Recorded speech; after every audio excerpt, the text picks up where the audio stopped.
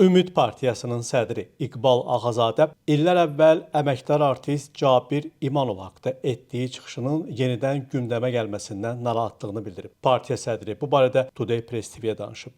Dünən əməkdar artist Şən Hazır Cavablar Klubunun istedadlı aktyoru Cabir İmanov vaxtsız dünyasını dəyişdi. Cabir İmanovun ailəsinə, yaxınlarına, onu sevənlərə dərin hüznlə başsağlığı verirəm. Qəbri nurla dolsun, Allah rəhmət etsin. 2018-ci ildə mərhum Cabir İmanov haqqında bir çıxışım var. Çox təəssüf ki, o çıxışı bugün yenidən sosial şəbəkə istifadəçiləri israrla paylaşırlar. Olanlar acı bir tarixdir, lakin gənc yaşında dünyasını dəyişmiş istedadlı aktyorun ölüm günü belə hadisələri xatırlamaq məncə məqsədə uyğun və etik deyil. Allah Cabir İmanova rəhmət etsin. Mən heç zaman vəzifədən çıxarılan kiminsə arxasınca danışmamışam. Kresloda olarkən irad və tənqidlərimi açıq bildirmişəm. Dünyasını dəyişənlərə isə yalnız rəhmət diləyirəm. Nəinki ölümündən sonra nəsə danışmaq. Allah bir daha dünyasını dəyişən Cabir İmanova rəhmət etsin.